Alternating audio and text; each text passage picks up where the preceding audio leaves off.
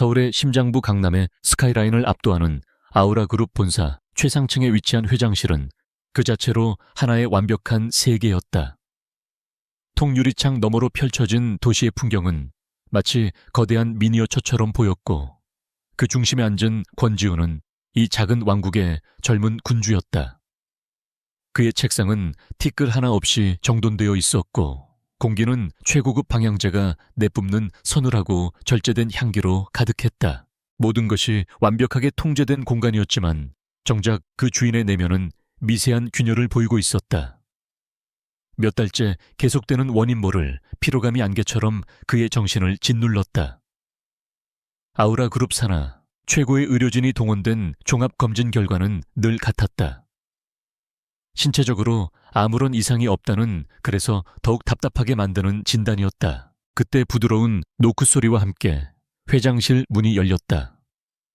약혼녀 윤서연이 은은한 미소를 머금은 채 안으로 들어섰다. 그녀의 손에는 섬세한 문양이 새겨진 백자 찻잔이 들려 있었다. 그녀는 권씨 가문의 오랜 집사였던 아버지 덕분에 어린 시절부터 이 집을 제 집처럼 드나들었고 이제는 안주인의 자리를 예약해둔 상태였다. 지훈씨, 요즘 많이 피곤해 보여서 특별히 준비했어요.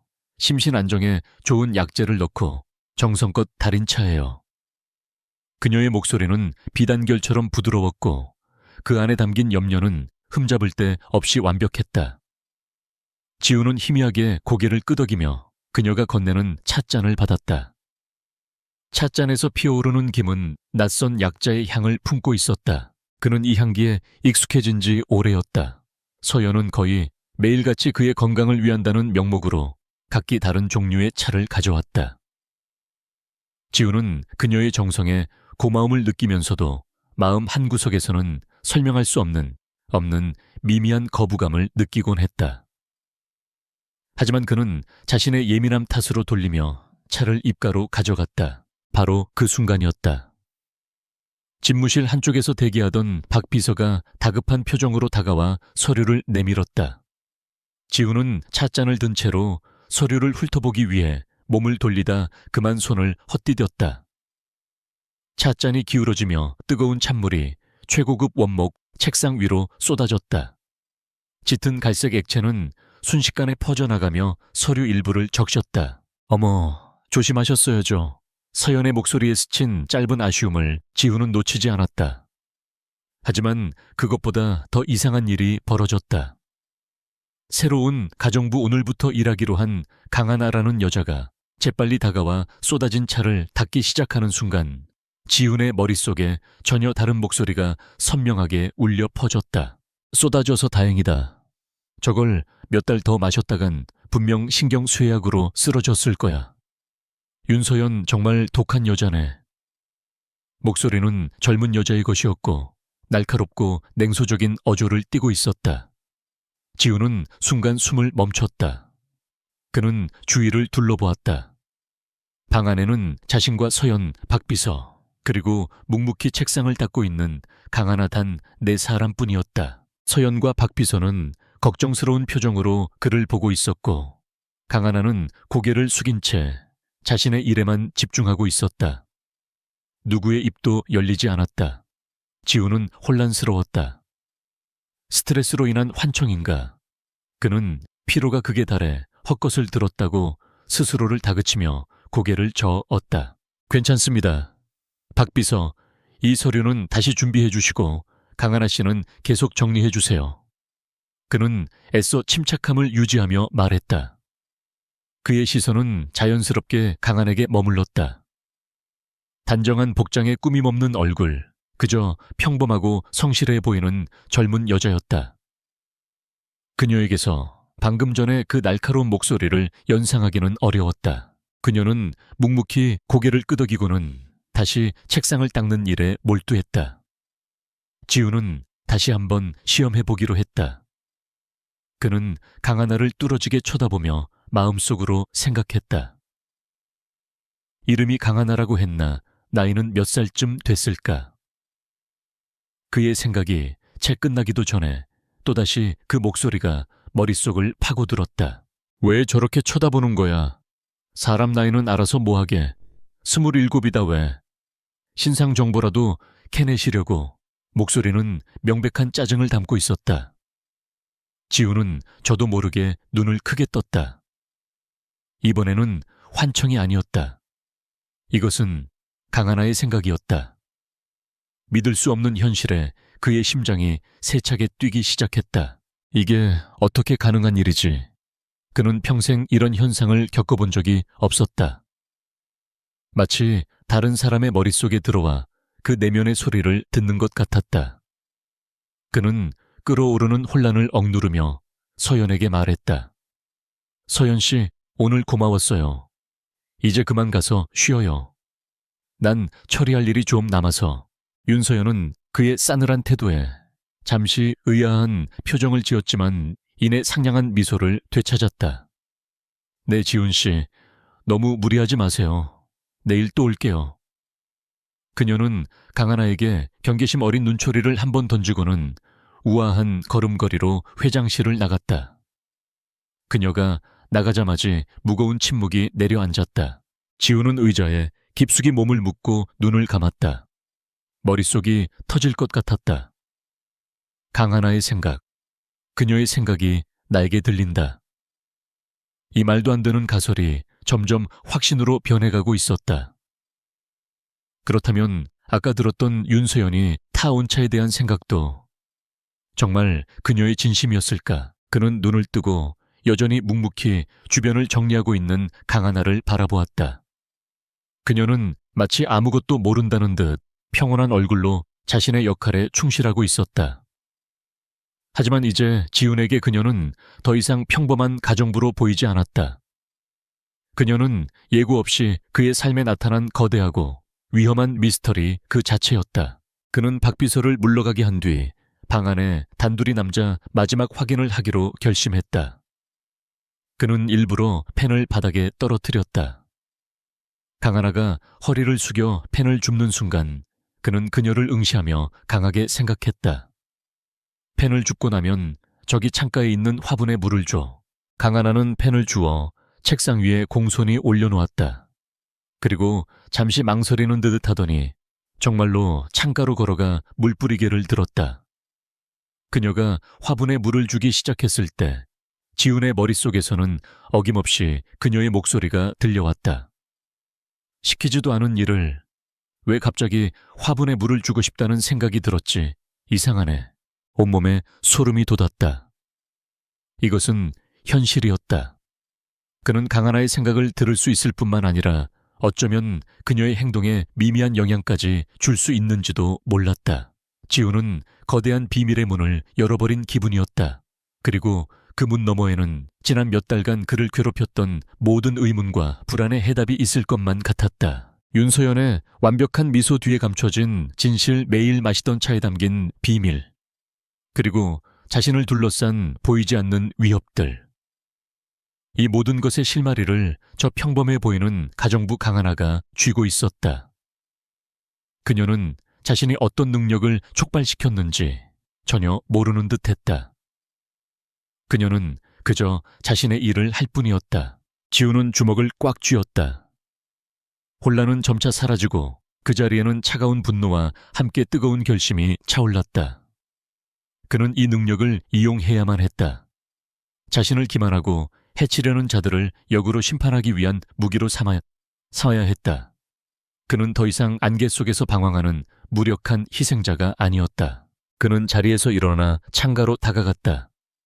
도시의 야경이 눈앞에 펼쳐졌다. 수많은 불빛들이 별처럼 반짝였지만 그 어느 것도 지금 그의 내면을 밝히는 기이한 빛만큼 선명하지는 않았다. 그는 유리창에 비친 자신의 얼굴 옆으로 여전히 화분을 돌보고 있는 강하나의 모습을 보았다. 그녀는 앞으로 그의 가장 가까운 곳에 있어야 할 사람이었다. 그의 눈과 귀가 되고 그의 보이지 않는 칼이 되어줄 존재였다. 지우는 그녀에게 어떤 비밀이 있든 그녀가 어떤 사람이든 상관없었다.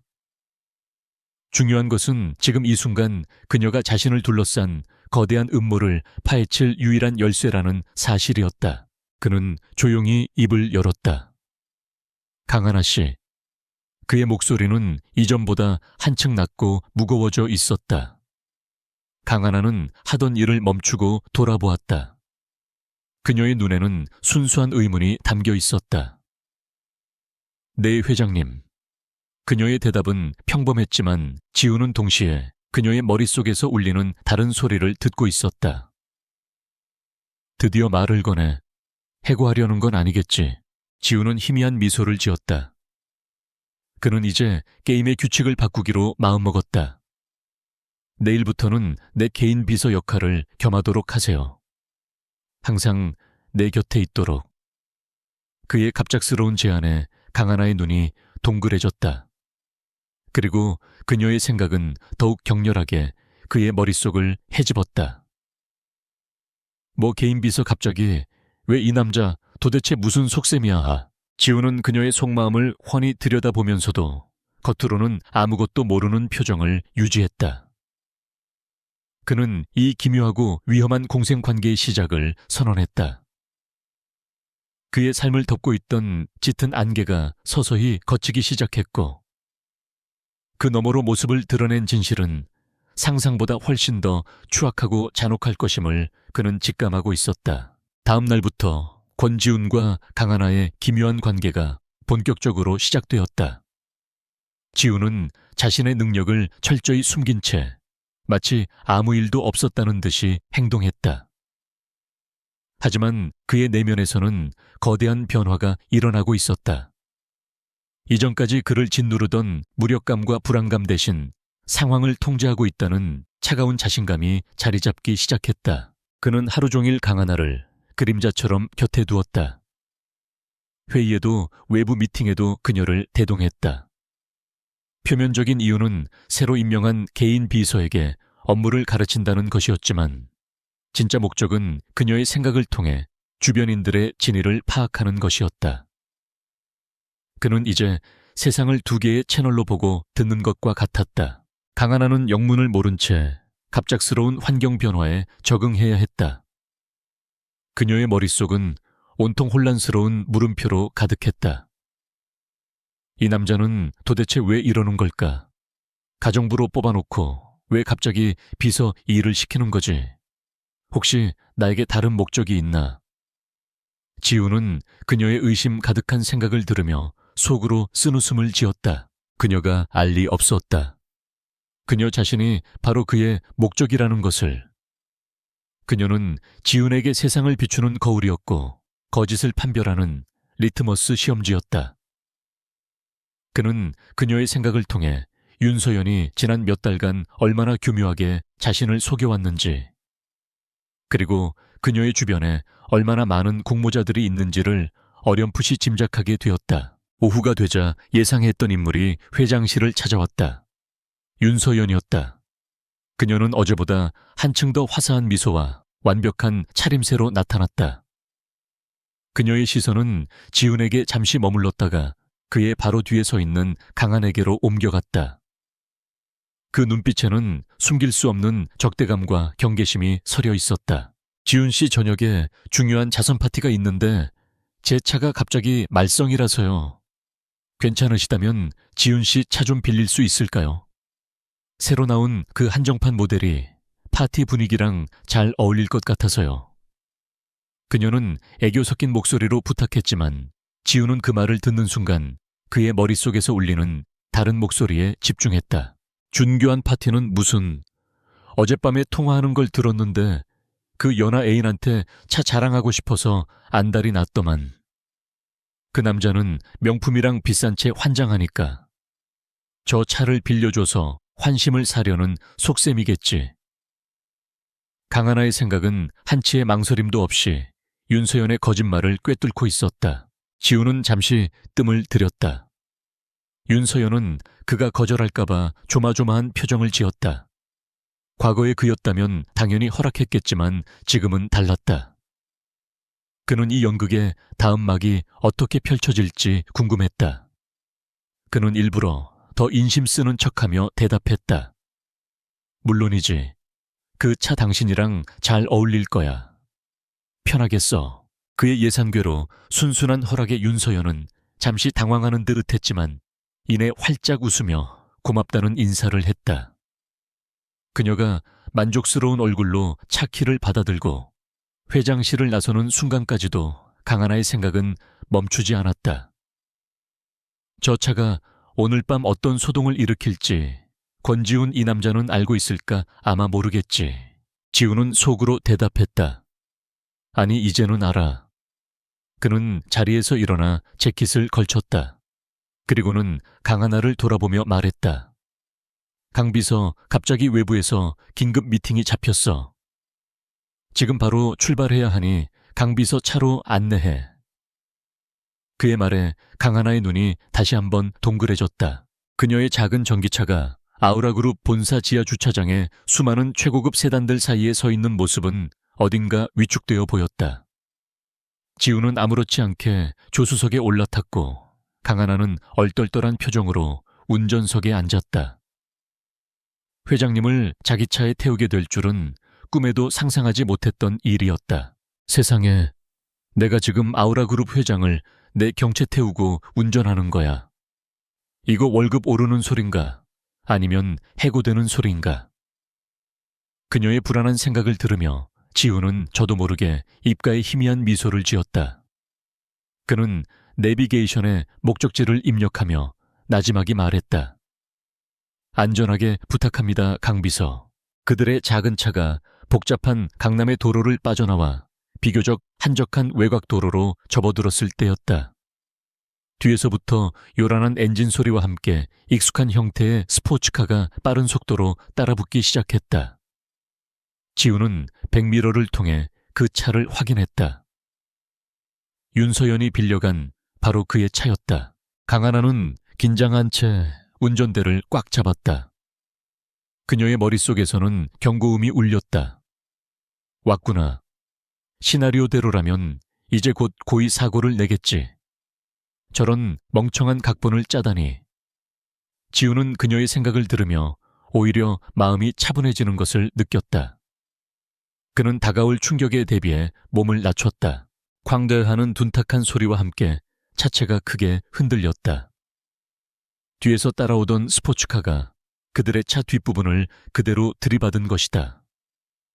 다행히 속도가 높지 않아 큰 충격은 없었지만 강하나는 놀라 비명을 질렀다. 차가 멈춰서자 스포츠카에서 한껏 멋을 낸 젊은 남자가 거만한 표정으로 내렸다. 남자는 그들의 차로 다가와 운전석 창문을 두드리며 소리쳤다. 아줌마 운전 똑바로 안 해. 갑자기 끼어들면 어떡해. 그는 모든 책임을 강한에게 떠넘길 작정이었다. 강하나는 어이가 없어 입을 다물지 못했다. 바로 그때 조수석에 앉아있던 지훈이 천천히 차에서 내렸다. 남자는 지훈의 얼굴을 보고 순간 움찔했다.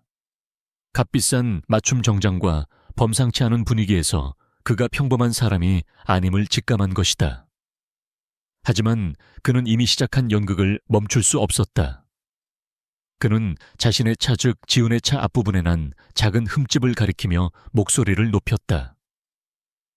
이 차가 어떤 차인 줄 알아? 수리비가 얼만 줄 아냐고. 이때 강하나의 생각이 지훈의 머릿속으로 흘러 들어왔다. 연기 참 못하네. 블랙박스 확인할 생각은 안 하나 봐. 저 정도 흠집이면 기껏해야 200만 원인데 분명히 합의금으로 5천만 원은 부를 거야. 양심도 없지. 지훈은 그녀의 생각을 그대로 자신의 대사로 옮겼다. 그는 싸늘한 눈으로 남자를 쳐다보며 말했다. 블랙박스 영상부터 확인하는 게 순서 아닌가. 그의 차분한 한마디에 남자의 얼굴이 당황으로 굳어졌다. 그는 말을 더듬으며 변명했다. 블랙박스는 무슨 당신들이 잘못한 게 명백한데. 지훈은 남자의 허세를 비웃으며 다음 대사를 쳤다. 그래서 합의금으로 얼마를 원하는데 한 5천만 원쯤 부를 건가. 지훈의 입에서 정확한 액수가 나오자 남자는 화들짝 놀라며 그를 쳐다보았다. 마치 자신의 속을 꿰뚫어 보기라도 한 것 같았기 때문이다. 그는 기세가 한풀 꺾인 채로 억지를 부렸다. 그 정도는 받아야지. 이 차 수리하는 동안 렌트도 해야 하고 지우는 더 이상 그와 말을 섞을 가치를 느끼지 못했다. 그는 주머니에서 휴대폰을 꺼냈다. 남자는 그가 경찰이나 보험사에 전화하려는 줄 알고 더욱 기세등등하게 소리쳤다. 그래, 경찰 부르자고 누가 잘했는지 따져보자 하지만 지훈이 누른 번호는 112가 아니었다. 전화기 너머로 익숙한 목소리가 들려왔다. 지훈 씨 웬일이에요? 윤서연이었다. 지훈은 싸늘하게 가라앉은 목소리로 말했다. 서연 씨 당신 친구라는 분이 내 차로 사고를 내고는 좀 곤란한 상황에 처한 것 같네. 내가 지금 불러주는 주소로 와서 해결해 주는 게 좋겠어. 그의 말이 끝나자 전화기 너머에서는 무거운 침묵이 흘렀다. 젊은 남자의 얼굴은 새하얗게 질려 있었다. 그는 지훈이 누구에게 전화했는지 깨닫고는 사색이 되었다. 상황이 자신이 계획했던 것과는 전혀 다른 방향으로 최악의 시나리오로 흘러가고 있었다. 그는 아무 말도 못하고 그 자리에서 굳어버렸다. 얼마 지나지 않아 급하게 잡은 택시 한 대가 그들 옆에 멈춰 섰다. 차에서 내리는 윤서연의 얼굴은 핏기 하나 없이 창백했다. 그녀는 자신의 약혼자와 애인이 함께 서 있는 믿을 수 없는 광경을, 그리고 그 옆에서 모든 것을 지켜보고 있는 강하나를 발견하고는 그대로 얼어붙었다. 완벽하게 짜였다고 생각했던 그녀의 연극은 산산조각이 나 있었다. 지우는 아무 말 없이 그녀를 차갑게 응시했다. 그 눈빛은 모든 것을 알고 있다는 듯 깊고 서늘했다. 지우는 처음으로 느꼈다. 강하나의 목소리가 그의 손에 쥐어준 이 힘이 얼마나 강력하고 짜릿한 것인지를. 이제 게임의 주도권은 완벽하게 그에게로 넘어왔다. 현장의 공기는 팽팽하게 당겨진 활시위처럼 긴장감으로 가득했다. 윤서연은 창백하게 질린 얼굴로 권지훈과 자신의 애인 그리고 강하나를 번갈아 쳐다보았다. 그녀의 머리든 속은 어떻게 이 상황을 수습해야 할지에 대한 필사적인 계산으로 복잡했다. 그녀의 애인이었던 젊은 남자는 이미 전의를 상실한 채 고개를 숙이고 있었다. 권지훈은 이 불쾌한 연극을 더 이상 관람할 생각이 없었다. 그는 한치의 감정도 드러내지 않는 목소리로 입을 열었다. 차는 내일 내 사람이 회수할 겁니다. 더 이상 여기서 할 얘기는 없는 것 같군요. 그의 말은 사형 선고처럼 차갑고 단호했다. 그는 윤서연에게 더 이상의 변명이나 질문의 기회를 주지 않았다. 그는 뒤돌아 강하나의 차를 향해 걸어갔다. 강하나는 잠시 망설이다가 재빨리 그의 뒤를 따랐다. 그녀가 운전석에 오르는 순간까지도 그녀의 머리 속에서는 놀라움이 가시지 않았다. 정말 대단한 남자다. 저런 상황에서도 저렇게 침착할 수 있다니. 윤서연은 이제 끝났구나. 지우는 그녀의 생각을 들으며 조수석에 몸을 기댔다. 그는 눈을 감았지만 정신은 그 어느 때보다도 맑았다. 게임의 첫 수는 완벽하게 그의 승리로 끝났다. 하지만 이것은 시작에 불과했다. 그는 더 깊고 추악한 진실을 파헤쳐야만 했다. 차가 부드럽게 출발하여 현장을 벗어나기 시작했을 때 그는 나직한 신음소리를 냈다. 그는 미간을 찌푸리며 한 손으로 목덜미를 잡았다. 아무래도 부딪힐 때 충격이 좀 있었나 봅니다. 목이 뻐근하군. 그의 목소리에는 희미한 통증이 섞여 있었다. 강하나는 걱정스러운 눈으로 그를 쳐다보았다. 그녀의 진심 어린 염려가 생각의 형태로 그의 머릿속에 흘러 들어왔다. 교통사고는 후유증이 무서운데 제대로 검사를 받아봐야 할 텐데. 하지만 아우라 병원으로 가는 건 위험해. 그 병원장부터 주요 의사들까지 전부 윤서연 아버지 라인이잖아. 완전히 중립적인 곳, 이를테면 서울중앙의료원 같은 곳으로 가야 하는데. 그녀의 논리 정연한 걱정은 지훈이 기다리던 바로 그것이었다. 그는 마치 자신이 생각해낸 것처럼 자연스럽게 말했다. 아우라 병원은 너무 소란스러워질 테니 조용히 다녀올 수 있는 곳으로 가지. 강비서 서울중앙의료원으로 갑시다. 그곳이 이런 쪽으로는 최고라고 들었어. 그의 말에 강하나는 놀라면서도 순순히 고개를 끄덕이며 차를 돌렸다. 서울중앙의료원은 아우라 병원의 화려함과는 거리가 먼 실용적이고 현대적인 건물이었다. 지우는 박태우에게 미리 연락하여 모든 절차를 비공개로 처리하도록 지시했다.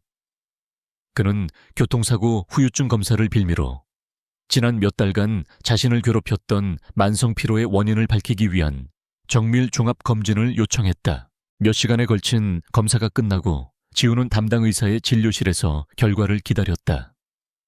강하나는 복도 의자에 앉아 초조하게 그를 기다렸다. 잠시 후 굳은 표정의 의사가 지훈을 안으로 불렀다. 진료실 문이 닫히자 지훈은 그의 인생을 송두리째 뒤흔들 진실과 마주하게 되었다. 의사는 여러 장의 검사 결과지와 차트를 책상 위에 펼쳐놓았다. 그는 조심스럽게 입을 열었다. 회장님, 교통사고로 인한 외상은 거의 없습니다. 근육이 조금 놀란 정도입니다. 하지만 혈액 정밀 분석 과정에서 매우 우려스러운 결과가 나왔습니다. 의사의 심각한 표정에 지훈은 직감적으로 올 것이 왔음을 느꼈다. 결론부터 말씀드리자면 회장님의 체내에서 희귀한 식물성 신경독 성분이 검출되었습니다. 의사는 말을 이었다. 극소량씩 장기간에 걸쳐 투여된 것으로 보입니다.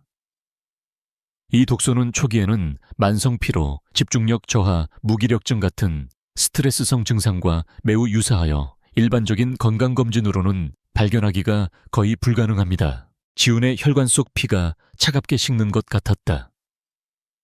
강하나의 생각이 그저 막연한 의심이 아니라 끔찍한 사실이었던 것이다. 그는 애써 목소리의 떨림을 감추며 물었다. 계속 복용하게 되면 어떻게 됩니까? 의사는 무거운 표정으로 대답했다. 신경계가 서서히 손상되어 결국에는 영구적인 마비나 기억 상실로 이어질 수 있습니다.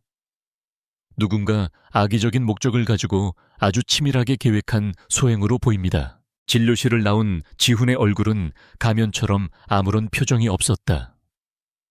하지만 그의 내면에서는 거대한 폭풍이 휘몰아치고 있었다. 배신감, 분노, 그리고 자신을 기만했던 모든 것들에 대한 사리가 들끓었다. 아우라 병원의 의사들은 정말 몰랐을까? 아니, 그들은 이 사실을 알고도 철저히 은폐했던 것이다. 윤서연과 그녀의 아버지가 그 중심에 있었다. 그는 복도에서 기다리고 있던 강한에게 다가갔다. 그녀는 그의 얼굴을 보자마자 무언가 잘못되었음을 직감했다. 그녀의 머릿속에 걱정이 가득 찼다. 표정이 왜 저러지? 혹시 정말 어디가 안 좋은 건가? 지훈은 그녀의 그런 순수한 걱정에 마음 한구석이 저려오는 것을 느꼈다. 이 진흙탕 속에서 유일하게 믿을 수 있는 단 한 사람이었다. 그는 아무 말 없이 그녀의 어깨를 가볍게 두드려주고는 앞서 걸었다. 그는 주차장으로 가는 동안 박태우에게 전화를 걸었다. 지금 당장 내가 보내는 위치로 와. 누구도 따르게 하지 마. 그의 목소리는 강철처럼 차갑고 날카로웠다. 그는 이제 반격을 준비해야 했다. 잠시 후 지정된 장소에 박태우가 탄 검은 세단이 도착했다.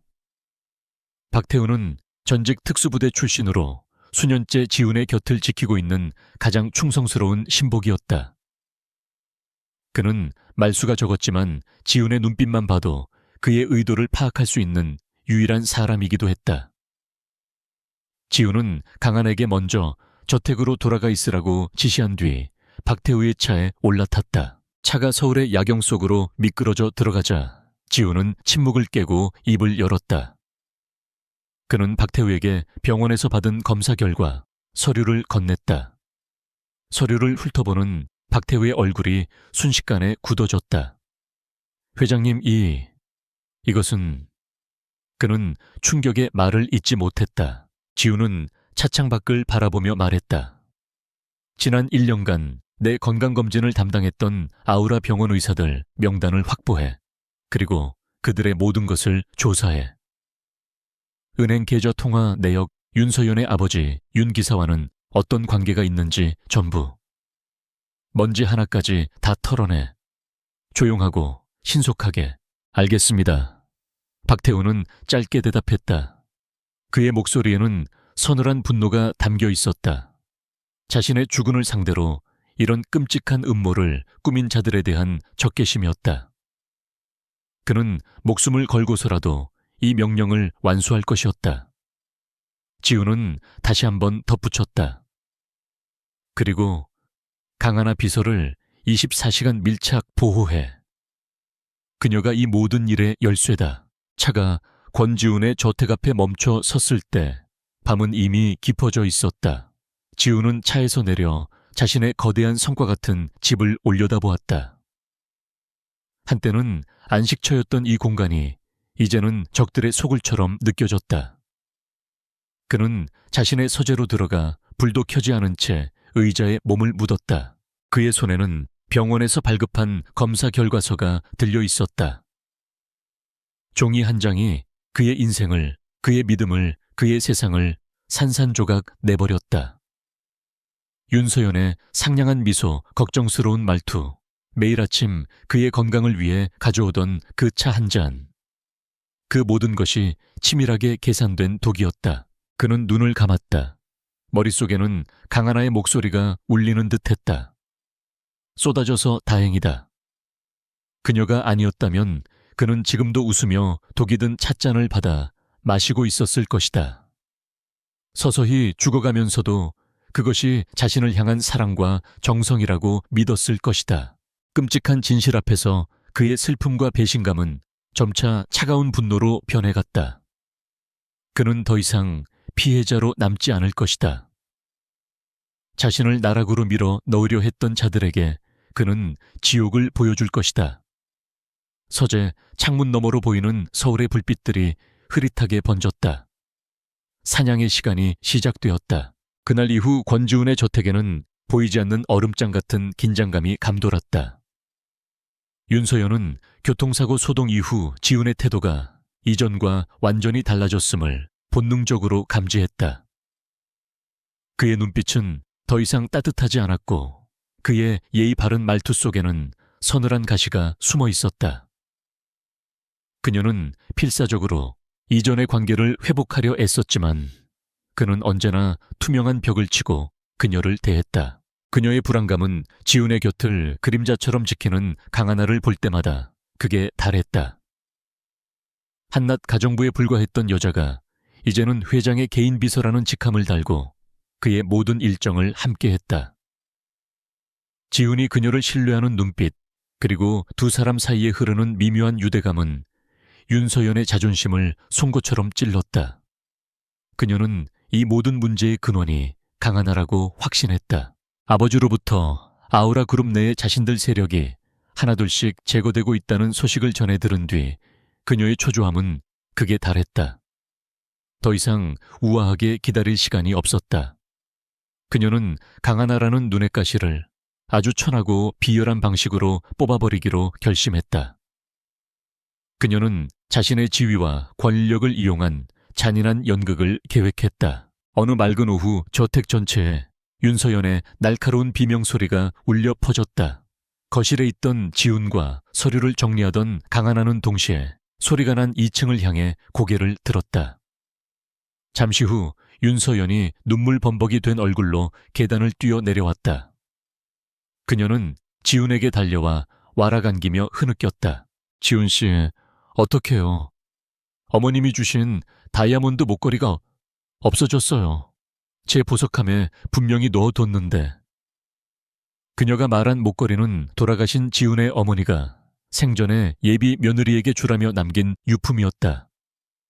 그 상징적인 가치 때문에 분실은 단순한 절도 이상의 의미를 가졌다. 곧이어 집안의 모든 사용인들이 거실로 소집되었다. 윤서연은 눈물을 훔치며 말했다. 오늘 제 방을 청소한 사람이 누구죠? 사용인들 사이에서 겁에 질린 표정의 어린 소녀가 앞으로 나섰다. 이름은 김민지 들어온 지 이제 갓 3달이 넘은 신입 하녀였다. 그녀는 두려움에 몸을 떨고 있었다. 윤서연은 기다렸다는 듯이 민지를 몰아세웠다. 네가 내 방에 들어온 유일한 사람이야. 목걸이 어디에 숨겼어? 바른 대로 말해. 그녀의 목소리는 히스테릭했다. 민지는 울음을 터뜨리며 고개를 저었다. 아니에요. 사모님. 저는 정말 본 적도 없어요. 이때 강하나의 생각이 지훈의 머릿속으로 조용히 흘러 들어왔다. 또 시작이군. 저 어린애를 희생양으로 삼아서 결국에는 나에게 모든 죄를 뒤집어 씌울 속셈이겠지. 김민지는 이 집에서 가장 어리고 약한 아이니까. 정말 비겁하기 짝이 없군. 지훈은 모든 상황을 파악했지만 일단은 연극을 계속 관람하기로 했다. 윤서연은 민지의 울음에도 아랑곳하지 않고 그녀의 팔을 거칠게 잡아 끌었다. 그녀는 집안의 연장자이자 자신의 신복인 2명의 고참 하녀에게 눈짓했다. 이 아이를 작은 방으로 데려가. 경찰에 넘기기 전에 마지막으로 기회를 주겠어. 그들의 손에 끌려가며 민지는 필사적으로 저항했지만 역부족이었다. 지훈과 강하나는 그 뒤를 따랐다. 작은 창고방에 갇힌 민지는 3명의 여자에게 둘러싸여 신문을 당했다. 솔직히 말해, 강하나가 시켰지. 그 여자가 목걸이를 훔쳐오면 돈을 주겠다고 너를 꼬드긴 거지. 윤서연은 집요하게 강하나의 이름을 언급하며 민지를 압박했다. 아니에요. 정말 아니에요. 하나 언니는 그런 분이 아니란 말이에요. 민지는 울부짖었다. 하지만 윤서연과 그녀의 수하들은 멈추지 않았다. 그들의 협박과 회유가 이어지는 동안 지훈은 강하나의 냉정한 분석을 머릿속으로 듣고 있었다. 저 고참 하녀 중 한 명, 아침에 윤서연의 드레스를 세탁하러 방에 들어가는 걸 봤어. 유일한 사람이 아니라는 증거지. 바로 그때 지훈이 차가운 목소리로 그들의 연극에 끼어들었다. 지금 뭐들 하는 겁니까? 그의 등장에 방 안의 공기가 순식간에 얼어붙었다. 윤서연은 잠시 당황했지만 이내 다시 눈물을 글썽이며 지훈에게 매달렸다. 지훈 씨, 이 아이가 끝까지 시치미를 떼고 있어요. 강하나 씨가 배후에 있는 게 틀림없어요. 지훈은 민지에게는 눈길도 주지 않은 채 윤서연 옆에 서 있던 고참 하녀에게 물었다. 오늘 윤서연 씨의 방에 들어간 사람이 정말 이 아이뿐이었습니까? 그의 날카로운 시선의 하녀는 자신도 모르게 움찔했다. 그녀는 잠시 머뭇거리다 거짓말을 했다. 네, 회장님. 제가 확인했습니다. 지훈의 입가에 싸늘한 미소가 걸렸다. 그는 강하나의 다음 생각을 기다렸다. 교진말. 그렇다면 다음 카드를 써야지. 윤서연은 자기 방 스위트룸 내부의 카메라는 고장냈다고 자신하고 있겠지. 하지만 지난달에 복도 천장에 연기 감지기로 위장한 초소형 카메라를 새로 설치한 건 모를 거야. 그 앞을 지나지 않고는 그 방에 들어갈 방법이 없는데 지훈은 고개를 돌려 문개에 서 있던 박태우에게 명령했다. 박 실장, 이건 집안의 명예가 걸린 중대한 문제야. 섣부른 추측으로 사람을 잡을 수는 없지. 지금 당장 2층의 모든 보안 카메라 영상을 확보해. 특히 복도 천장에 새로 설치한 그 위장 카메라도 포함해서 오늘 아침부터 지금까지의 모든 기록을 가져와. 사이로 설치한 위장 카메라라는 말에 윤서연의 얼굴이 순식간에 잿빛으로 변했다. 그녀는 금시초문이라는 듯한 표정으로 지훈을 쳐다보았다. 그녀의 동공과 격렬하게 흔들리고 있었다. 그녀는 자신이 설치한 덫에 스스로가 걸려들었음을 깨달았다. 그녀의 완벽한 시나리오에 존재하지 않았던 변수였다. 그녀는 다급하게 말을 바꿨다. 잠깐만요. 지훈 씨, 생각해보니 제가 목걸이를 다른 곳에 두었을 수도 있겠어요. 제 기억력이 요즘 좋지 않아서. 민지야, 미안하다. 내가 오해했나 보구나. 그녀의 변명은 궁색하기 짝이 없었다. 공포에 질려있던 민지는 어리둥절한 표정으로 그녀를 바라보았다. 하지만 지우는 그녀가 이렇게 쉽게 빠져나가는 것을 용납할 생각이 없었다. 아니, 이미 엎질러진 물입니다. 한 사람을 절도범으로 다른 한 사람을 배후 조종자로 몰아세웠으니 끝까지 진실을 밝혀야지. 박 실장, 어서 영상을 가져오게. 그의 단호한 명령에 윤서연은 거의 울상이 되었다. 결국 박태우의 사람들이 윤서연의 드레스룸 가장 깊숙한 곳, 겨울 코트 주머니 속에서 잃어버렸던 목걸이를 찾아냈다. 모든 것이 명백해졌다. 지우는 겁에 질려 떨고 있는 민지를 부드러운 목소리로 안심시켰다. 그리고는 차갑게 돌아서서 민지를 협박했던 2명의 고참 한여를 가리켰다. 당신들은 오늘부로 해고입니다. 즉시 이 집에서 나가세요. 그는 한치의 망설임도 없이 말했다.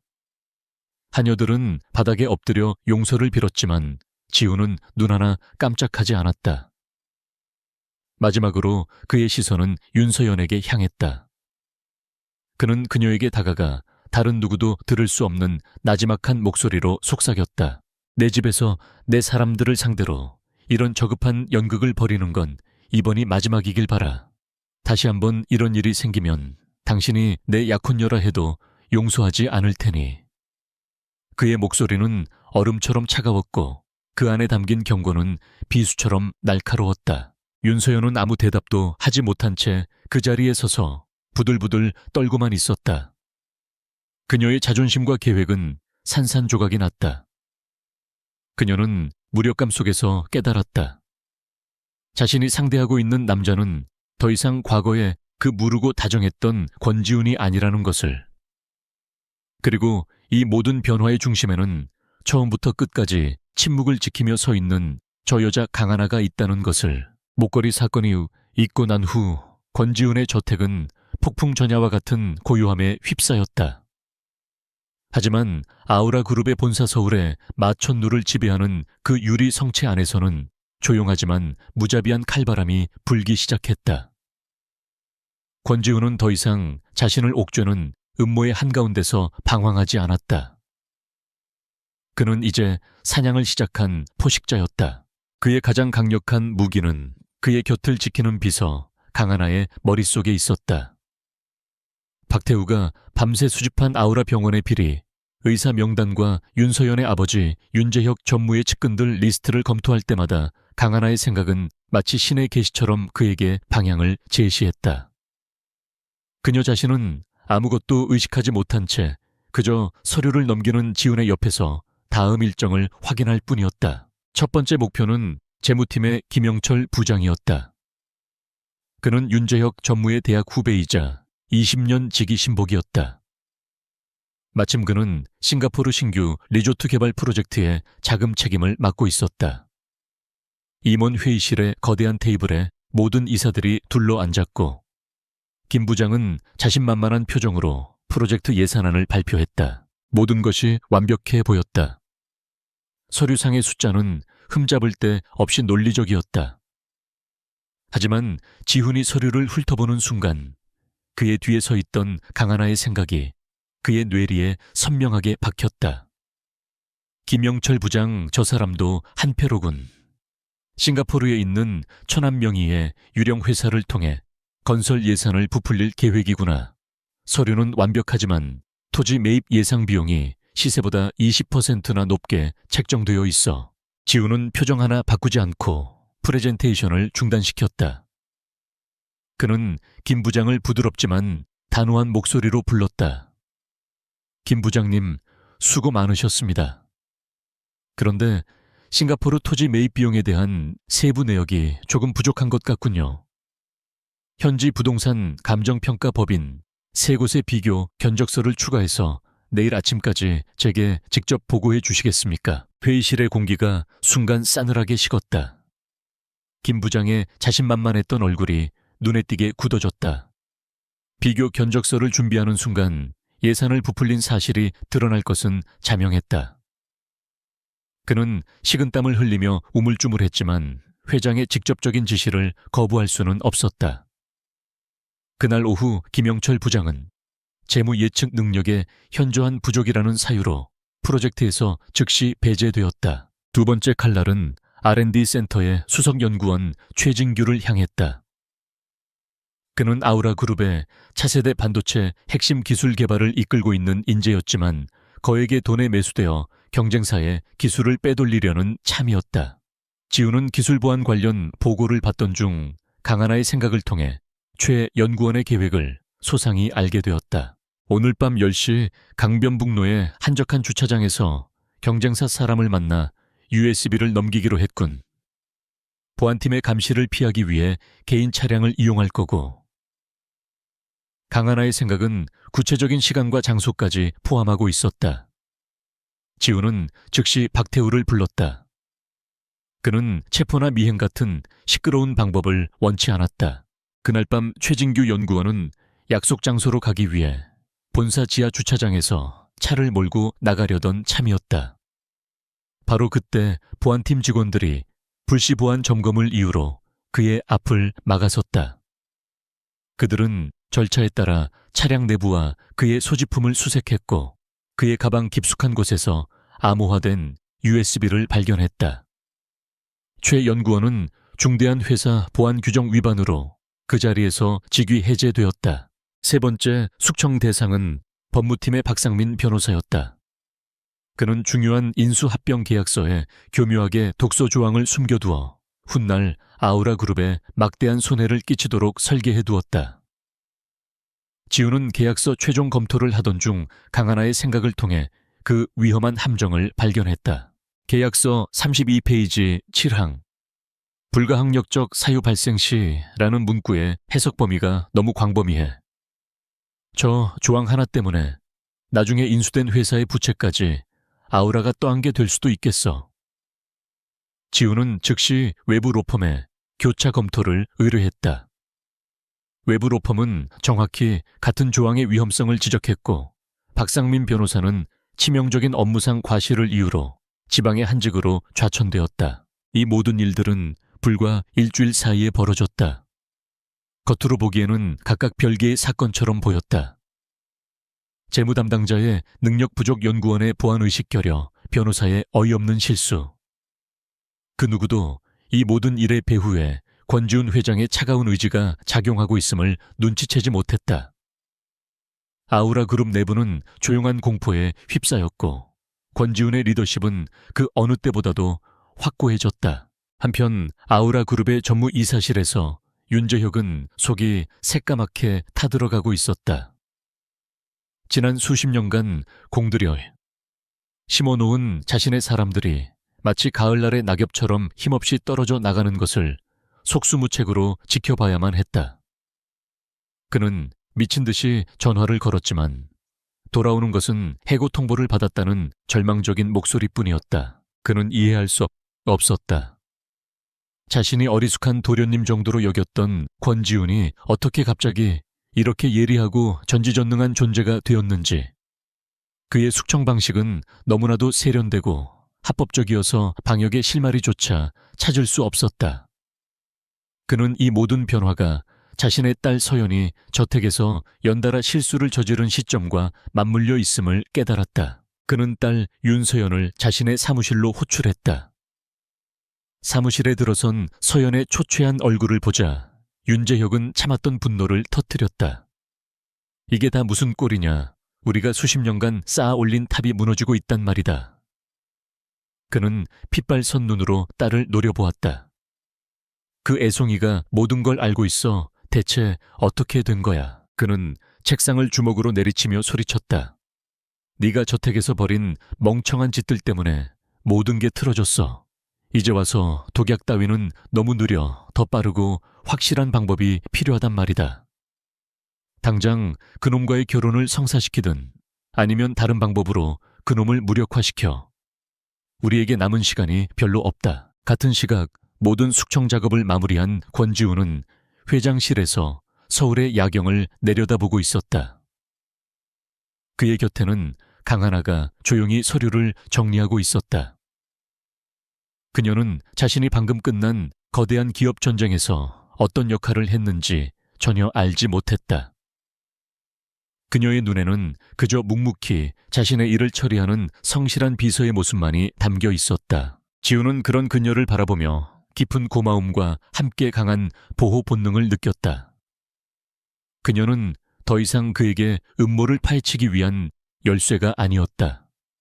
그녀는 그의 파트너였고 그가 반드시 지켜야 할 사람이었다. 회사를 둘러싼 조용한 전쟁은 그의 승리로 끝났다.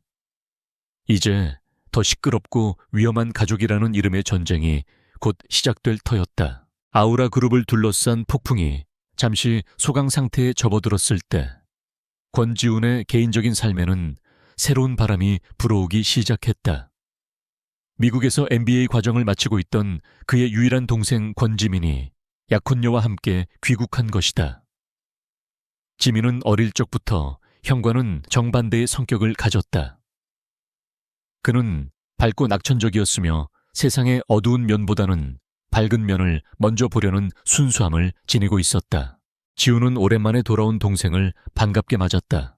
하지만 그의 시선은 자연스럽게 동생의 곁에 서 있는 여자 최율에게로 향했다. 그녀는 흠잡을 데 없는 미인이었다. 세련된 옷차림과 자신감 넘치는 태도, 우아한 미소까지 권씨 가문의 며느리가 되기에 부족함이 없어 보였다. 하지만 지우는 그녀의 완벽함 너머에서 느껴지는 미묘한 위화감을 감지했다. 그날 저녁 저택의 거대한 다이닝 룸에서는 오랜만에 가족 만찬이 열렸다. 지훈과 지민 형제, 그리고 그들의 약혼 여인 윤서연과 최유라가 한자리에 모였다. 강하나는 지훈의 개인 비서 자격으로 테이블 옆에 조용히 서서 필요한 것들을 챙기고 있었다. 그녀는 말없이 네 사람의 상호작용을 관찰했다. 최유라는 시종일관 지민의 팔짱을 낀 채 사랑스러운 연인의 모습을 연기했다. 그녀는 지훈을 향해 존경심 가득한 목소리로 말했다. 지민 씨에게서 회장님 말씀 많이 들었어요. 아우라 그룹을 이렇게 훌륭하게 이끌고 계신 분을 직접 뵙게 되어 정말 영광이에요. 그녀의 칭찬은 꿀처럼 달콤했지만 지훈의 머릿속에서는 강하나의 차가운 목소리가 울렸다. 제호 여자의 미소는 눈가에 닿지 않아. 가구나 그림을 훑어보는 눈빛은 집을 감상하는 게 아니라 자산을 평가하고 있어. 지민 씨의 팔을 만지는 손길에는 애정이 아니라 소유욕이 담겨 있네. 샤넬을 입은 포식자 같아. 윤서연보다 10배는 더 위험한 여자다. 지우는 강하나의 생각을 나침반 삼아 최유라를 다시 관찰했다. 과연 그랬다. 그녀의 모든 행동과 말에는 철저하게 계산된 의도가 숨어 있었다. 그녀는 사랑에 빠진 여자가 아니라 거대한 성을 함락시키기 직전의 장수와 같은 눈빛을 하고 있었다. 지우는 순진한 동생이 저 여자의 진짜 모습을 전혀 눈치채지 못하고 있다는 사실에 가슴이 서늘해졌다. 한편 윤서연은 완전히 찬밥 신세였다. 지우는 그녀에게 눈길조차 주지 않았고 지민과 유라의 등장으로 모든 관심이 그들에게 쏠려 있었다. 자신의 입지가 점점 좁아지고 있음을 느낀 그녀는 이 분위기를 반전시킬 비장의 카드를 꺼내기로 결심했다. 그녀는 대화가 잠시 끊긴 틈을 타 수줍은 표정으로 자신의 아랫배를 살며시 감쌌다. 저 여러분께 드릴 말씀이 있어요. 그녀의 말에 모든 사람의 시선이 집중되었다. 그녀는 지훈을 애틋한 눈빛으로 바라보며 떨리는 목소리로 말했다. 저 임신했어요. 지훈 씨의 아이예요. 그 한마디에 다이닝 룸의 공기가 순간 정지했다. 가장 먼저 반응한 것은 권지민이었다. 그는 자리에서 벌떡 일어나 형에게 축하 인사를 건넸다. 형 정말이야. 와, 정말 축하해. 내가 삼촌이 되는 거네. 최유라 역시 놀란 표정을 지으며 축하의 말을 건넸지만 그녀의 눈빛은 빠르게 상황을 계산하고 있었다. 이 아이의 등장이 앞으로 자신의 위치에 어떤 영향을 미칠지를 모든 시선이 권지훈에게 쏠렸다. 그가 어떤 반응을 보일지 모두가 숨죽여 지켜보았다. 바로 그 결정적인 순간 강하나의 명확하고 사실적인 생각이 지훈의 머릿속을 스쳐 지나갔다. 참으로 필사적인 거짓말이군. 지난주 박태우 실장의 뒷조사 보고서에서 확인했잖아. 20대 초반에 불법 중절 수술 후유증으로 영구 불임 판정받았다고. 저 여자는 절대로 아이를 가질 수 없어. 절대적인 확신을 얻은 지훈의 연기는 완벽했다. 그는 놀라움과 기쁨이 뒤섞인 표정을 지으며 자리에서 일어났다. 그는 윤서연에게 다가가 그녀를 부드럽게 안아주었다. 그의 행동은 차가운 얼음과 같았지만 그의 입에서는 따뜻한 말들이 흘러나왔다. 정말이야, 서연 씨, 정말 고마워. 앞으로 당신과 우리 아기를 위해 내가 모든 걸 책임질게. 그의 완벽한 연기에 윤서연은 안도의 한숨을 내쉬며 그의 품에 더 깊이 안겼다. 그녀는 자신이 다시 한번 주도권을 되찾았다고 확신했다. 하지만 그녀는 몰랐다. 자신이 제 발로 절대 빠져나올 수 없는 거대한 덫 속으로 걸어 들어왔다는 사실을. 지훈은 이제 그녀가 이 거짓말을 어떻게 이어나갈지 차분히 지켜볼 생각이었다. 만찬이 끝나고 지훈은 동생 지민을 자신의 서재로 불렀다. 그는 동생의 결혼을 진심으로 축복해주고 싶었지만 동시에 위험한 진실을 경고해야만 했다. 그는 조심스럽게 운을 뗐다. 지민아 결혼은 일생일대의 중요한 문제야. 최유라 씨는 참 인상적인 사람이더구나. 하지만 내 인생을 걸 만큼 그 사람에 대해 정말 잘 알고 있는 거니 그의 조심스러운 충고는 오히려 지민의 자존심을 건드렸다. 지민은 발끈하며 대꾸했다. 형 지금 무슨 말을 하고 싶은 거야. 유라 씨가 마음에 안 든다는 뜻이야. 우리 집안만큼 대단한 재벌 가문 출신이 아니라서 그래. 형은 그런 속물적인 사람이 아닐 거라고 생각했는데 실망이네. 지민은 최유라를 진심으로 사랑하고 있었다. 그의 눈에 비친 그녀는 완벽한 사람이었고 형의 경고는 부당한 편견으로밖에 들리지 않았다. 지우는 자신의 정보 출처를 밝힐 수 없었기에 답답함을 느꼈다. 그는 더 이상 말을 잇지 못했고 두 형제 사이에는 차갑고 어색한 침묵이 흘렀다. 서재에 홀로 남은 지우는 깊은 고립감과 무력감에 휩싸였다. 그는 아우라 그룹을 둘러싼 적들을 제거하는 데는 성공했지만 정작 자신의 가족을 지키는 일은 훨씬 더 복잡하고 어려웠다. 순진한 동생을 보호하고 싶었지만 비밀을 지켜야 하는 그의 처지는 스스로를 무력하게 만들었다. 최유라의 등장과 윤서연의 임신소동은 그의 집을 두 위험한 여자가 서로를 겨누는 전쟁터로 만들어버렸다. 그는 깨달았다. 이제 판도는 이전보다 훨씬 더 커졌으며 한 번의 실수가 모든 것을 잃게 만들 수도 있다는 것을. 그의 싸움은 이제 막 2라운드를 시작하고 있었다. 윤서연과 그녀의 아버지 윤재혁 전무는 벼랑 끝에 몰려 있었다. 권지훈을 향해 던졌던 모든 계략은 부메랑이 되어 돌아왔고 수십 년간 쌓아 올린 그들의 성은 모래알처럼 허물어지고 있었다. 윤서연의 거짓 임신은 언제 터질지 모르는 시한폭탄과 같았다. 그들은 이 모든 실패의 중심에 강하나라는 변수가 있음을 직감했다. 어느 늦은 밤 윤재혁의 비밀스러운 서재에서 두 사람은 마지막 작전을 모의했다. 윤재혁의 얼굴에는 초조함과 도끼가 서려 있었다. 더 이상은 안 된다.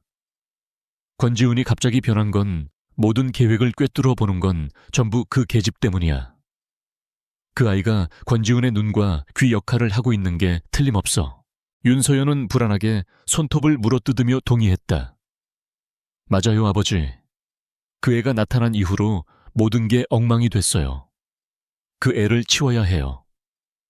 그녀의 목소리는 가늘게 떨리고 있었지만 그 안에는 잔인한 결의가 담겨 있었다. 그들은 더 이상 우회적인 방법을 사용하지 않기로 했다.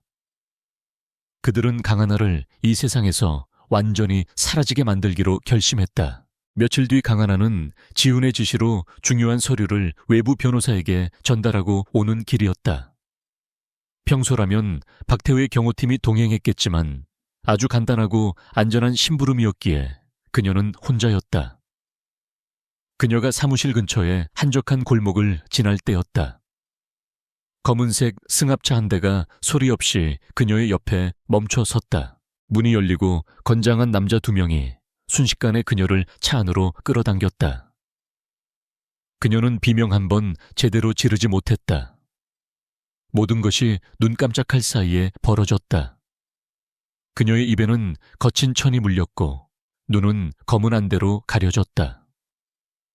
차는 낡은 공업지대의 냄새가 나는 곳을 향해 무섭게 질주하기 시작했다.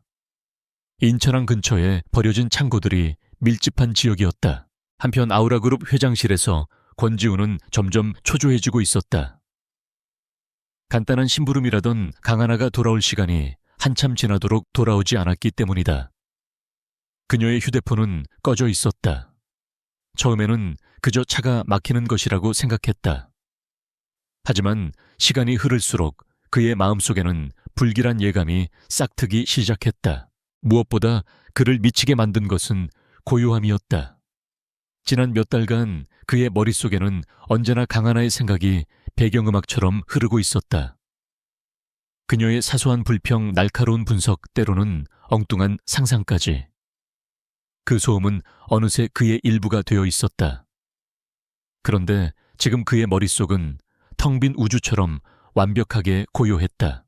그것은 마치 갑자기 눈이 멀고 귀가 먹어버린 것과 같은 감각이었다. 그는 세상으로부터 완벽하게 단절된 기분이었다. 불안감이 그의 심장을 옥죄었다. 그는 그제야 깨달았다. 자신이 의지하고 있었던 것은 단순히 그녀의 생각을 읽는 능력이 아니었다. 그는 강하나라는 존재 그 자체에 깊이 의존하고 있었던 것이다. 박 실장, 그는 다급하게 인터폰으로 박태우를 호출했다. 그의 목소리는 평소의 침착함을 잃고 거칠게 떨리고 있었다. 강 비서가 사라졌어. 당장 찾아내 모든 수단을 동원해 박태우는 주근의 심상치 않은 모습에 즉시 비상체제에 돌입했다. 그때부터 필사적인 추적이 시작되었다. 박태우의 팀은 강하나의 마지막 행적이 찍힌 CCTV 영상을 확보하고 그녀의 휴대폰 마지막 신호가 잡힌 위치를 추적했다. 지우는 회장실을 초조하게 오가며 타들어가는 속을 달랬다. 매 순간이 지옥과 같았다. 그녀에게 무슨 일이 생겼을지도 모른다는 상상만으로도 숨이 막혔다. 몇 시간의 피말리는 추적 끝에 박태우의 정보망에서 결정적인 단서가 포착되었다. 윤재혁 전무가 최근 인천 지역의 악명 높은 폭력 조직과 접촉했다는 첩보였다. 그리고 그들이 주로 활동하는 지역은 강하나의 휴대폰 신호가 마지막으로 잡힌 곳과 일치했다. 모든 조각이 맞춰졌다. 인천항 제7부두 근처의 폐창고입니다. 지금 바로 팀을 꾸려 출발하겠습니다. 회장님께서는 안전한 곳에서 기다리시는 편이. 박태우의 말이 채 끝나기도 전에 지훈이 그의 말을 잘랐다. 나도 가겠어. 당장 차를 준비해. 그의 목소리에는 거부할 수 없는 단호함이 실려 있었다. 차가 인천을 향해 질주하는 동안 지훈은 평생 처음 느껴보는 종류의 분노와 공포에 휩싸였다. 감히 자신의 사람을, 그것도 가장 연약하고 소중한 사람을 건드렸다는 사실에 대한 분노. 그리고 그녀를 잃을지도 모른다는 뼈저린 공포였다. 그는 더 이상 냉철한 전략가가 아니었다. 그는 오직 한 사람을 구해야 한다는 본능만으로 움직이고 있었다. 녹슨 철문이 삐걱거리는 소리를 내며 열린 창고 안은 어둡고 축축했다. 강하나는 의자에 묶인 채 공포에 떨고 있었다. 그녀의 앞에는 인상 험악한 남자들이 서서 자기들끼리 역겨운 농담을 짓거리고 있었다. 그녀는 필사적으로 저항하려 했지만 밧줄은 꿈쩍도 하지 않았다. 바로 그때였다. 쾅청 하는 굉음과 함께 창고의 낡은 문이 뜯겨져 나가듯 열렸다. 어둠 속으로 몇 개의 그림자가 섬광처럼 들이닥쳤다.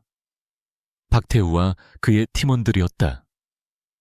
그들은 전술적인 움직임으로 순식간에 괴한들을 제압하기 시작했다.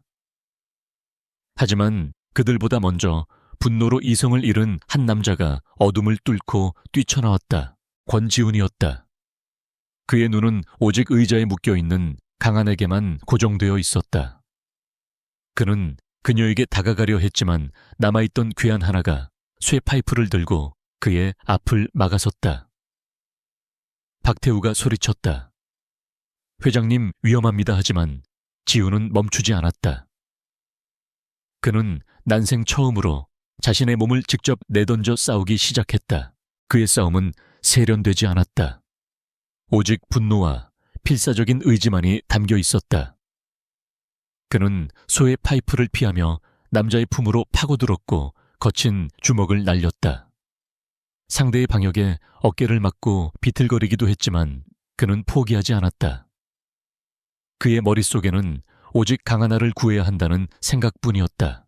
결국 지훈의 처절한 공격에 괴한이 쓰러졌고 그 순간 박태우의 팀이 나머지 상황을 모두 정리했다.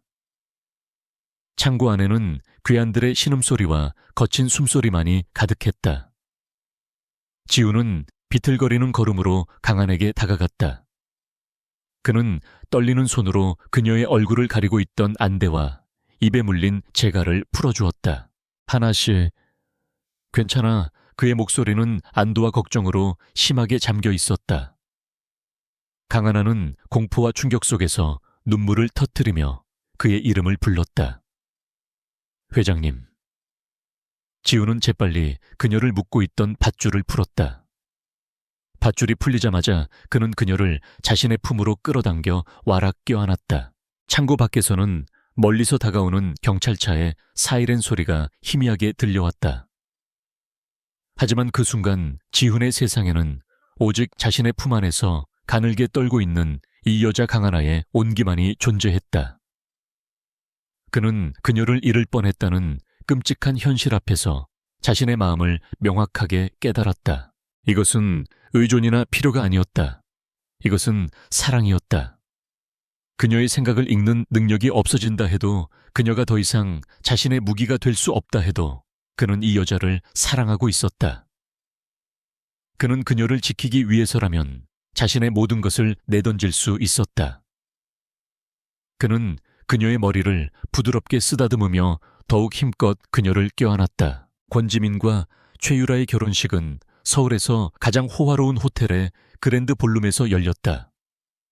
천장에서는 거대한 크리스탈 샹들리에가 별처럼 빛을 쏟아냈고 수천 송이의 흰색 꽃으로 장식된 버진 로드는 마치 동화 속 한 장면 같았다. 대한민국의 정재계를 움직이는 수많은 거물들이 하객으로 참석하여 자리를 빛냈다. 모든 것이 완벽한 하루처럼 보였다. 신랑인 권지민은 행복에 겨운 미소를 짓고 있었지만 어딘가 모르게 긴장한 기색이 역력했다. 신부 최유라는 눈부시게 아름다웠다.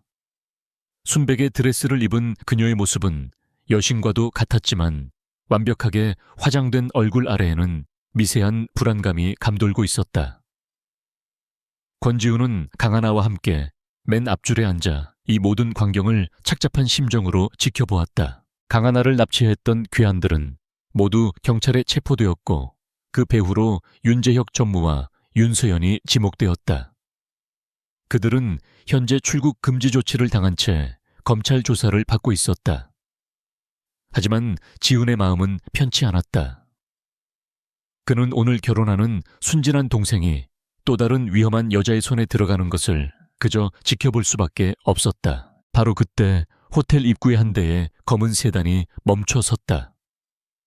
차에서 내린 사람은 지훈과 지민의 유일한 혈육인 누나 권수아였다.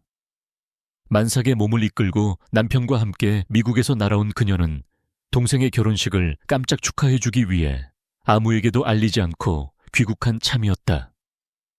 그녀의 얼굴에는 장시간 비행의 피곤함보다 동생을 만날 설렘이 더 가득했다. 그녀는 곧바로 예식장으로 향하는 대신 호텔 지배인에게 부탁하여 동생을 조용히 만날 수 있는 작은 라운지를 안내받았다. 그녀는 식이 시작되기 전 동생에게 가장 먼저 축하를 건네고 싶었다. 지배인은 그녀를 VIP 전용 라운지로 안내했고 곧 신랑을 모셔오겠다고 말했다. 수아는 창밖을 바라보며 미소 지었다. 한편 신부 대기실의 최유라는 극도의 신경과민 상태에 빠져 있었다. 재벌계 시집 간다는 꿈이 이루어지기 직전이었지만 그녀는 이 모든 것이 사소한 실수 하나로 무너질 수 있다는 불안감에 시달렸다. 그녀는 거액의 돈을 주고 매수한 호텔 직원 한 명을 자신의 정보원으로 심어두고 권지민의 일거수일투족을 감시하게 했다. 바로 그때 그녀의 휴대폰이 짧게 진동했다. 정보원에게서 온 문자 메시지였다. 아름다운 만삭의 여인이 도착. 권지민 씨를 개인적으로 찾고 있음. 두 사람 매우 가까워 보임. 조심할 것. 그 짧은 문장은 최유라의 머릿속에 있던 의심과 질투라는 화약궤에 불을 붙였다. 그녀의 얼굴이 순식간에 굳어졌다. 임신한 여자 감히 결혼식 날에 나타나서 자신의 남자를 찾다니. 그녀는 이 모든 것이 자신에게 모욕을 주기 위한 계획된 행동이라고 확신했다. 윤서연의 거짓 임신 소동 이후 그녀는 임신이라는 단어에 병적으로 집착하고 있었다. 그녀는 이성을 잃었다. 잠깐 어디 좀 다녀올게. 금방 올 거야. 그녀는 자신을 돕던 들러리들에게 쏘아붙이듯 말하고는 대기실을 나섰다. 그녀의 눈은 분노로 이글거리고 있었다. 그녀는 정보원에게서 전송받은 예비 키카드를 이용해 수아가 기다리고 있는 VIP 라운지로 향했다. 그녀의 뒤를 눈치 없는 들러리 몇 명이 함께 따랐다. 쾅! 란지 문이 거칠게 열렸다. 갑작스러운 소란에 놀란 권수아가 돌아보았다. 그녀는 눈부신 웨딩드레스를 입은 최유라와 그 뒤에 서 있는 여자들을 보고 신부의 친구들이라고 생각했다. 그녀는 부드럽게 미소 지으며 일어섰다. 혹시 유라 씨 친구분들이신가요? 곧 신랑이 올 텐데. 하지만 그녀의 예상과 달리 최유라는 싸늘한 경멸이 담긴 눈으로 그녀를 위아래로 훑어보았다. 네가 그 여자구나. 감히 내 결혼식 날 그 배를 하고 나타나 누구 애야, 권지민 애야. 그녀의 목소리에는 날카로운 도끼가 서려 있었다. 수아는 그녀의 갑작스러운 저기에 당황하여 말문이 막혔다. 수아는 애써 침착함을 유지하며 오해를 풀려고 했다. 무슨 오해를 하신 것 같은데. 저는 권지민의 누나 권수아라고 합니다. 하지만 질투에 눈이 먼 최유라에게는 그 어떤 진실도 들리지 않았다. 그녀는 코웃음을 쳤다. 누나 평생 누나가 있다는 소리는 들어본 적도 없어. 어디서 감히 권씨 집안 사람인 척 행세야. 그녀의 말이 끝나자마자 뒤에 있던 들러리들이 수아를 둘러쌌다. 그들은 수아의 팔을 붙잡고 모욕적인 말들을 쏟아내기 시작했다. 꼴 좀 봐. 임신까지 해서 돈 뜯어내려고 온 거지. 어디서 굴러먹던 여자인지 모르겠네. 수아는 공포에 질려 그들을 뿌리치려 했다. 그녀는 자신의 몸보다 뱃속의 아이를 보호해야 했다. 이러지 마세요. 제발 저는 정말 지민이 누나예요. 그녀의 필사적인 외침은 그들의 조롱 속에 묻혔다. 몸싸움이 벌어지는 와중에 최유라가 광기 어린 눈으로 수에게 다가갔다. 그녀는 수아의 어깨를 강하게 밀치며 소리쳤다. 더러운 년 당장 꺼져. 그 마지막 한 번의 강한 힘의 수아는 균형을 잃고 뒤로 비틀거렸다. 그녀의 등은 날카로운 테이블 모서리에 부딪혔고 그녀는 그대로 바닥에 쓰러졌다. 쿵 하는 둔탁한 소리와 함께 수아의 몸에서 힘이 빠져나갔다. 그녀는 극심한 고통 속에서 의식을 잃어가기 시작했다. 그 순간 방 안의 모든 소음이 멎었다. 여자들은 자신들이 저지른 짓을 깨닫고 경악했다. 수아의 하얀 원피스 아래로 붉은 피가 서서히 번져나가고 있었다. 현실을 깨달은 들러리 중 한 명이 겁에 질려 속삭였다. 어떻게 피가 최유라 역시 공포에 질려 있었지만 그녀는 본능적으로 상황을 판단했다. 이대로 모든 것이 발각되면 자신의 인생은 끝이었다. 그녀는 자신의 드레스를 정돈하고 흐트러진 머리를 매만졌다. 그리고는 얼어붙은 다른 여자들을 향해 얼음장 같은 목소리로 명령했다. 우린 여기 온 적 없어. 아무것도 보지 못했고 아무것도 듣지 못했어. 알겠어. 그녀들은 겁에 질려 고개를 끄덕였다. 최유라는 마지막으로 바닥에 쓰러져 있는 수아를 차갑게 한번 쳐다보고는 뒤도 돌아보지 않고 라운지를 나섰다. 마치 아무 일도 없었다는 듯이. 복도 저편의 예식장에서는 신부의 입장을 알리는 화려하고 웅장한 웨딩 마치에 서곡이 울려 퍼지기 시작했다. 권지우는 예식이 시작될 시간이 다 되도록 누나에게서 아무런 연락이 없자 불길한 예감에 휩싸였다. 그는 곁에 있던 강하나에게 나지막이 말했다. 강비서 VIP 라운지에 가서 누님이 와 계신지 확인 좀 해줘요. 무슨 일이 생긴 것 같아 불안하군. 강하나는 고개를 끄덕이고는 조용히 자리에서 일어나 예식장을 빠져나갔다. 몇 분 후 지훈의 휴대폰이 미친 듯이 울렸다. 강하나였다. 그녀의 목소리는 평소와 달리 공포와 다급함으로 심하게 떨리고 있었다. 회장님 빨리 와보셔야 해요, 사모님이. 피를... 그 말이 차에 끝나기도 전에 지훈은 자리에서 뛰쳐나갔다. 그의 심장이 바닥으로 곤두박질 치는 것 같았다. 그가 라운지에 도착했을 때 눈앞에 펼쳐진 광경은 지옥과도 같았다. 그의 사랑하는 누나, 권수아가 바닥에 쓰러져 있었고 그녀의 하얀 원피스는 붉은 피로 섬뜩하게 물들어 있었다.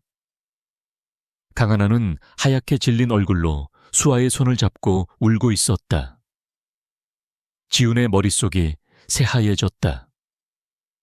그가 그토록 지키고자 했던 가족에게 끔찍한 비극이 닥친 것이다. 그의 이성을 지배하던 차가운 분노는 원초적인 공포와 슬픔으로 바뀌었다.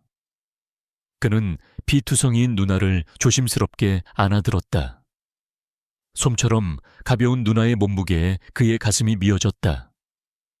그는 복도를 울리는 목소리로 박태우에게 소리쳤다. 차 대기시켜 서울 최고의 산부인과 응급의를 찾아. 그리고 이 현장 그 누구도 손대지 못하게 완전히 봉쇄해. 병원으로 향하는 차 안에서 지우는 의식을 잃은 누나의 손을 잡고 필사적으로 기도했다. 제발 살아만 달라고. 누나와 그리고 그녀의 뱃속에 있는 아이까지 제발 무사하기를. 그의 인생에서 가장 길고 끔찍한 시간이었다. 응급실 앞 복도에서 수술이 끝나기를 기다리는 동안 그의 피는 차갑게 식어갔다. 얼마나 지났을까? 수술실 문이 열리고 지친 표정의 의사가 나왔다. 그는 무거운 목소리로 입을 열었다. 산모는 다행히 목숨을 건졌습니다. 하지만 아이는 유산되었습니다. 조금만 더 늦었더라면 산모도 위험할 뻔했습니다. 의사의 말이 그의 귀에 비수처럼 박혔다. 아이를 잃었다. 그의 조카가 세상의 빛도 보지 못하고 사라져 버렸다. 지훈의 슬픔은 이내 감당할 수 없는 분노로 변했다.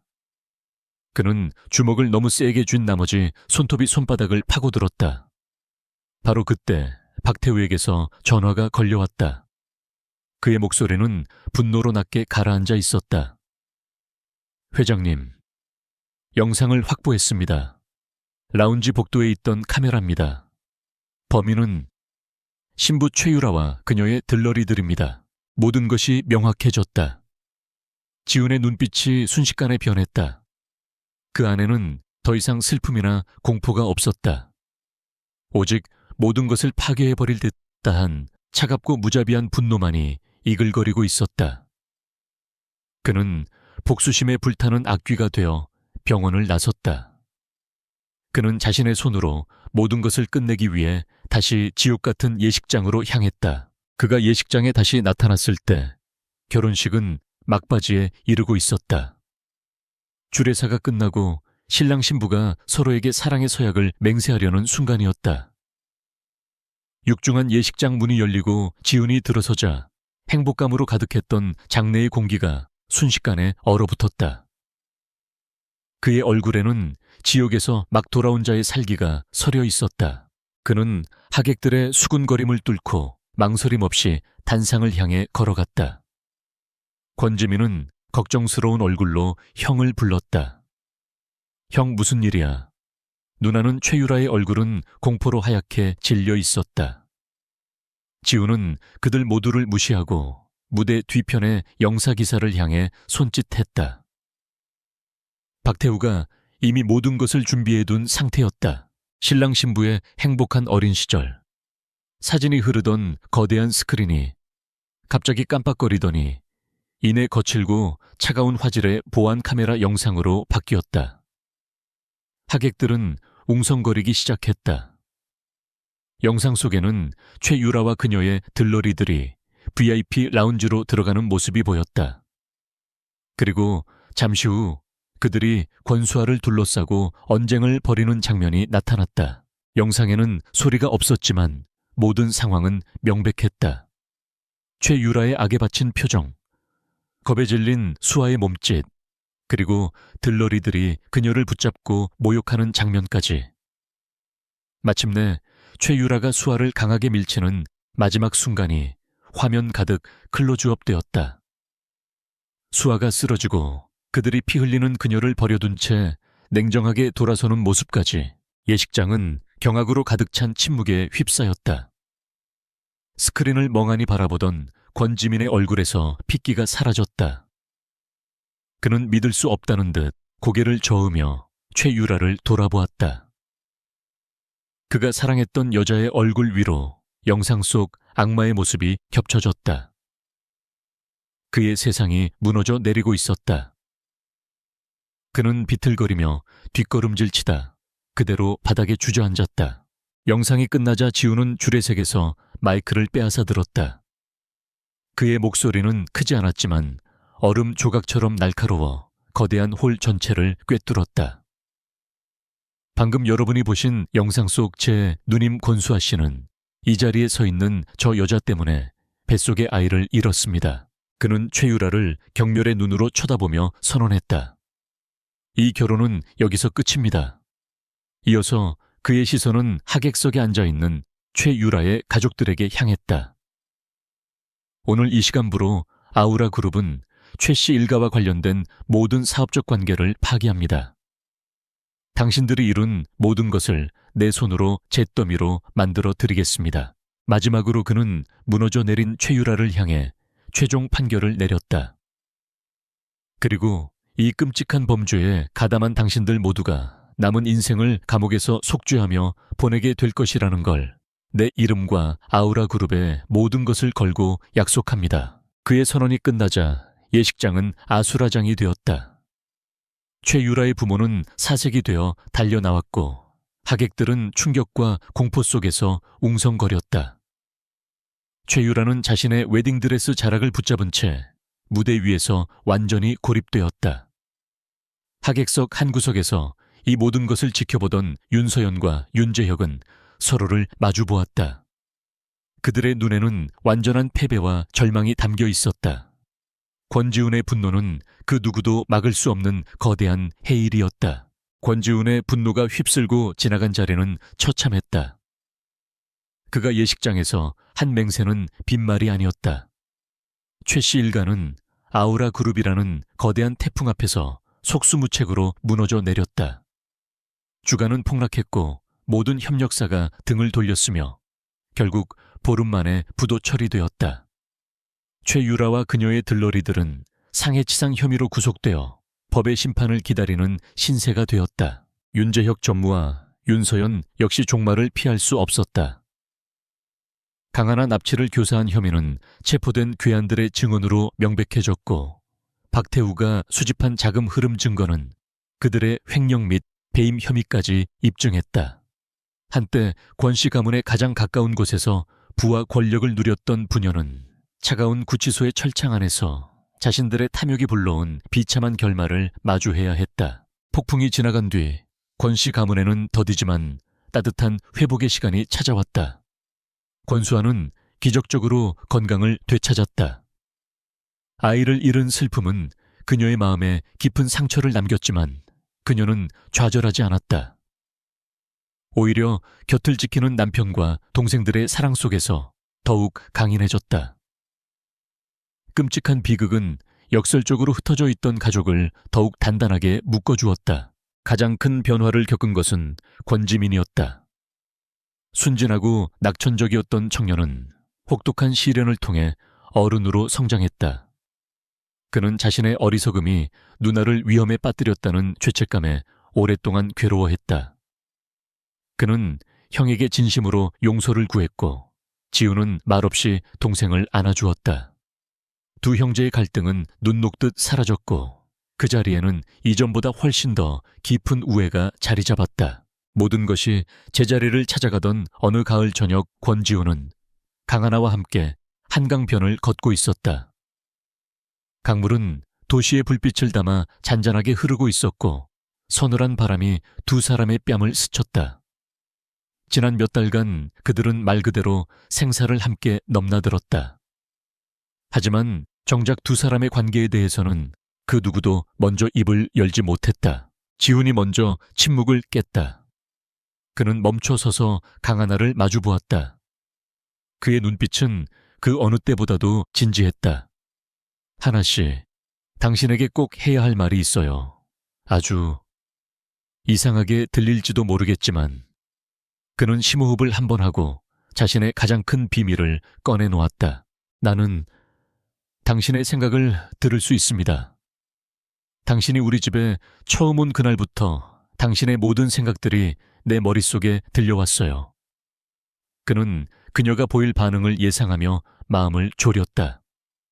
그녀는 그를 괴물이라고 생각할까 아니면은 자신을 이용했다고 분노할까. 그는 그녀가 어떤 반응을 보여도 받아들일 준비가 되어 있었다. 하지만 강하나의 반응은 그의 예상을 완전히 빗나갔다. 그녀는 놀라거나 두려워하지 않았다. 오히려 그녀의 입계는 부드럽고 온화한 미소가 피어올랐다. 그녀는 모든 것을 알고 있었다는 듯한 눈빛으로 그를 바라보았다. 알고 있었어요, 지훈 씨. 이번에는 지훈이 놀랄 차례였다. 알고 있었다고요? 언제부터 강하나는 수줍게 웃으며 대답했다. 처음부터요. 왜냐하면 저도 지훈 씨의 생각을 들을 수 있었거든요. 그 고백은 지훈에게 또 다른 충격을 안겨주었다. 그들의 기묘한 능력은 일방적인 것이 아니라 쌍방향이었던 것이다. 순간 지난 모든 일들이 새로운 의미로 재구성되었다. 그가 그녀의 생각을 이용해 위기를 헤쳐나간다고 생각했던 모든 순간들. 그녀 역시 그의 불안과 결심을 모두 듣고 있었다. 그녀가 묵묵히 그의 곁을 지켰던 것은 단순히 충직한 비서였기 때문이 아니었다. 그녀는 그의 고통과 분노, 그리고 자신을 향해 서서히 자라나는 애틋한 감정까지 모두 느끼고 있었던 것이다. 그들은 서로의 가장 깊은 내면을 엿보면서도 서로를 속여왔던 것이 아니라 말없이 서로를 이해하고 지지해주고 있었던 셈이다. 지우는 벅차오르는 감정을 느끼며 그녀의 손을 잡았다. 그렇다면 당신은 모든 것을 알고 있었군요. 내가 얼마나 당신에게 의지하고 있었는지, 그리고 얼마나 당신을. 그는 말을 끝맺지 못했다. 하지만 말이 필요 없었다. 강하나는 그의 생각을 이미 듣고 있었다. 그녀는 그의 손을 마주 잡으며 그의 마음속 목소리에 대답했다. 저도 마찬가지예요. 두 사람은 오랫동안 서로를 바라보았다. 더 이상의 설명은 필요 없었다. 그들의 사랑은 세상의 어떤 연인들보다도 더 깊은 곳에서 소리 없이 시작되고 완성되어 있었다. 그로부터 3년의 시간이 흘렀다. 권씨 가문의 저택 정원에서는 주말을 맞아 작은 파티가 열리고 있었다. 권수아는 건강하게 태어난 2살배기 아들의 손을 잡고 행복하게 웃고 있었다. 그녀의 곁에는 여전히 든든한 남편이 함께였다. 그녀는 과거의 상처를 딛고 이제는 완전한 행복을 찾았다. 권지민은 아우라 그룹의 신사업 본부장으로서 눈부신 성과를 보여주고 있었다. 그는 더 이상 순진한 도련님이 아니었다. 형의 그늘에서 벗어나 그는 자신만의 능력으로 당당하게 인정받는 유능한 경영인으로 성장해 있었다. 그는 파티 한쪽에서 직원들과 자신감 넘치게 대화를 나누고 있었다. 그리고 그 모든 풍경을 권지훈과 강하나는 테라스에 나란히 서서 흐뭇하게 바라보고 있었다. 이제 그녀는 강비서가 아닌 아우라그룹의 안주인이자 권지훈의 아내였다. 지훈이 부드러운 목소리로 입을 열었다. 보고서를 보니 이번 분기 실적도 아주 좋더군. 강하나는 그의 말을 들으며 미소 지었다. 그녀의 머릿속으로 그의 진짜 생각이 흘러 들어왔다. 그래도 지민이가 혼자 맡은 프로젝트는 여전히 조금 걱정되는군. 그녀 역시 생각으로 대답했다. 걱정 말아요. 그는 이제 혼자서도 충분히 잘 해낼 수 있어요. 당신이라는 훌륭한 스승이 있잖아요. 지우는 그녀의 생각을 듣고는 마치 그녀가 소리내어 말한 것처럼 고개를 끄덕였다. 그는 그녀의 손을 부드럽게 잡았다. 두 사람의 사랑은 여전히 세상 그 누구도 들을 수 없는 둘만의 속삭임으로 가득했다. 그 기적과도 같은 능력은 서로를 더 깊이 이해하고 사랑하게 만드는 축복이 되었다. 그들은 함께 폭풍을 이겨냈고 이제는 가장 고요하고 완벽한 행복 속에서 서로의 곁을 지키고 있었다.